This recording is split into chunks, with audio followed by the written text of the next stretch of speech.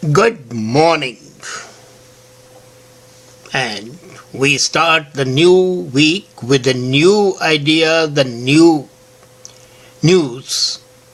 And one of the major news that's going round, not only in Canada, but all over, is that the Canadian policy of non-interference is over. The Defence Minister of Canada was recently on a visit to Africa. And the visit was to identify whether any of those countries needs the Canadian troops to keep peace. Wow! Which sovereign country would like to have foreign troops posted there? I can assure you none of them unless you are forced on them. Just see what happened. Even the military observation group that was sent to Kashmir has outlived this utility and they are not bothered. Till now, about thousands of the peacekeeping forces have been killed in the countries they have been posted. And the people who are posted there, the forces which are posted there, are looked on as interlopers, are hated, despised, spat on, insulted. And it's shocking that the Defence Minister goes on a jaunt around Africa to find out where they are required. As if sitting in Ottawa we do not know the hotspots in Africa, or in South Africa, America, or in Asia, or in Europe. You need peacekeeping forces not in Africa, but in Europe, where the terror strikes are almost resulting in a civil war. Why doesn't Canada send over there? And the Honourable Defence Minister identified some countries, Chad, Mali, Central African Republic, Congo, etc., where the forces can be sent. And what he proposes is sending intelligence troops, that's 400 intelligence, and 650 would be the peacekeeping forces. Now, why intelligence? Imagination boggles. If we look at the situation today, mostly, the troops are there from France. France has about 3,000 troops, peacekeeping troops, and that is primarily because these countries were at one time colony of France. So France considered it's a God-given, a divine duty to interfere in the rights. But Canada never had this divine right.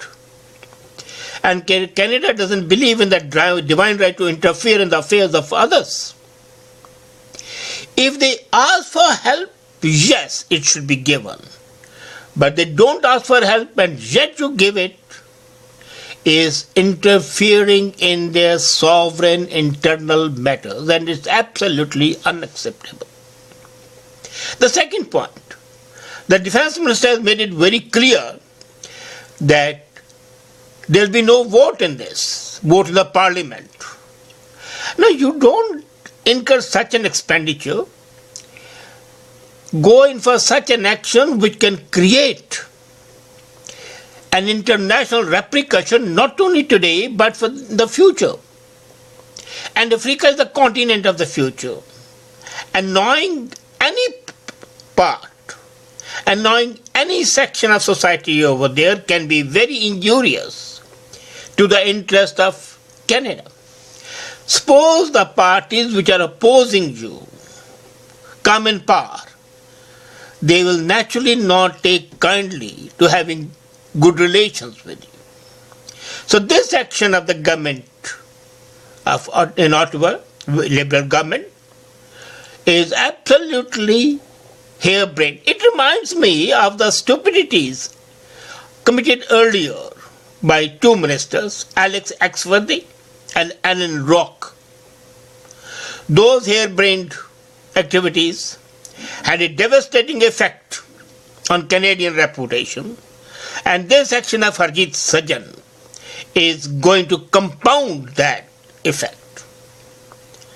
Now the point rises, there are three issues involved. A, why should we send forces to Africa and say not to South America?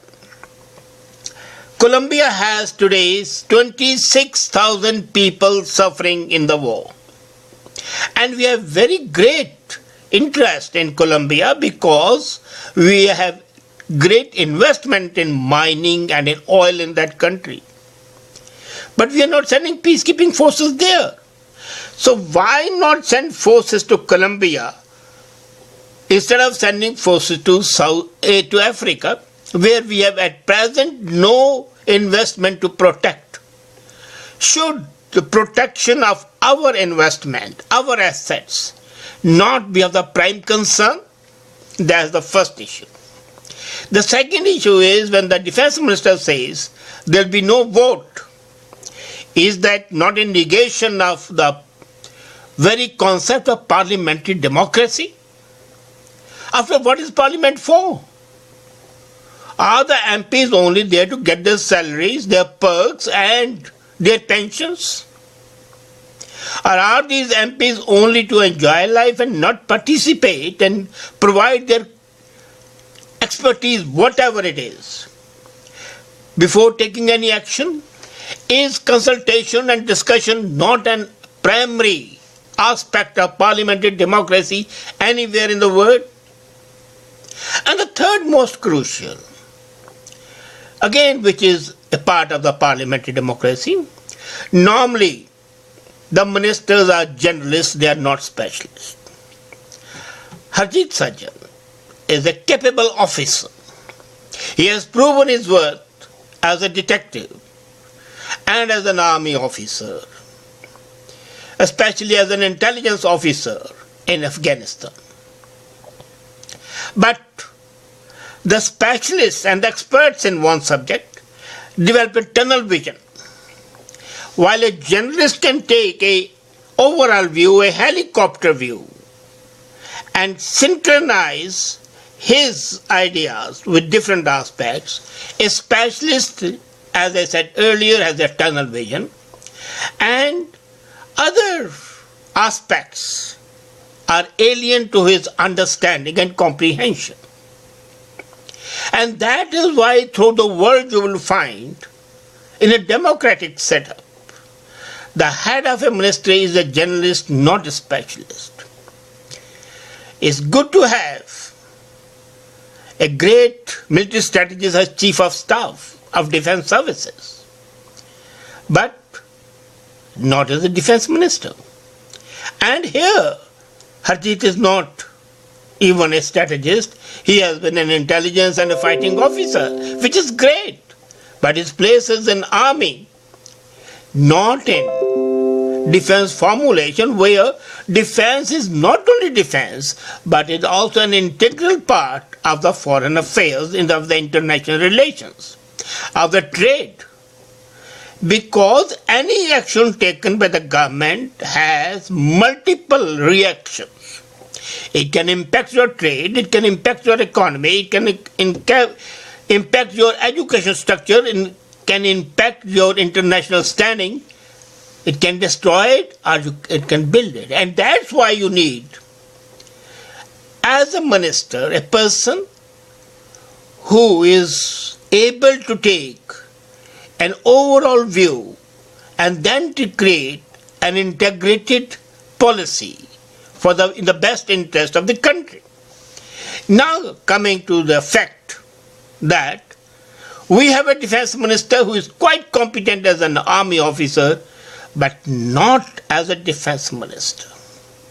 We have a parliamentary democracy where he refuses to discuss or seek the opinion of the others, where the very concept of our policy and our system of government is negated. No vote, no discussions. It's a dictatorship. And then, most important, our interests are more in South America rather than in Africa. And our primary interest should be to protect our interest, and that's why if you have to send our peacekeeping forces, let's send them to Colombia, not to Chad. Do you know already 1,000 Canadian troops are entrapped in Mali? 1,000 troops. Do we want to add to that number? Have we thought of the real danger to our human capital? And that raises yet another issue. And the issue is, what's the real purpose of sending the troops? As I said earlier, France has a number of troops over there. And by sending our troops, we are indirectly helping France, because France would be able to withdraw that number from its present number. So the burden on French would decrease. The burden would decrease as far as finances are concerned and as far as the manpower is concerned. Now the question you would naturally be anxious to know is, why is Canada interested in obliging France? Our Prime Minister has a bee in his bonnet. He's gone absolutely, I wouldn't like to say crazy, but he's obsessed by the fact that he wants to have the Security Council seat. We have been defeated once, he possibly wants to get it again, so that's why he is increasing investment in UNO. He wants to show that we are more interested in being helpful in keeping peace. And France is a permanent member of Security Council and the vote counts. So why not send 1,000 people more and get a vote for getting and securing the membership of the Security Council? Well, as a matter of fact, there's nothing wrong with it. But the purpose is, if it's only to get the Security Council, it's not a very definable purpose. You'll get the temporary membership for 2 years. What difference does it make whether you get or not? Because the ultimate decision is not by the temporary members, but by the permanent members. The 11 members can say yes, and one of those 5 says no, then no would have it. And Canada would never have the permanent membership. If the permanent membership ever is expanded, the countries that would get would be India and Brazil. And thirdly would be South Africa. Neither geographically nor from the population point of view is Canada entitled to be a permanent member, and neither from the strategic point of view. It is neither a military power, nor one of the top industrial powers, not among the top contributors to UNO, and not a geographically important one. So why should it have the permanent membership? Yesterday I had posted that in UNO the maximum contribution is by USA followed by India. And India has 1.25 billion population, so it has a claim. Brazil and South Africa have a bigger claim because they belong to those continents which are not well represented on the Security Council. Asia, of course, has got China over there. So from geographical point of view and economic point of view, Brazil and South Korea have a larger claim. So at the most, Canada can hope to have a temporary membership for 2 years. Is it appropriate to annoy a whole country for the sake of securing that vote? And even that is not certain. Let's be very clear. There is no assurance that despite sending 1,000 troops to Africa to placate and to support France would ensure the vote of France. So we are playing with fire. We are endangering our relationship with Africa. We are not protecting our assets in Colombia.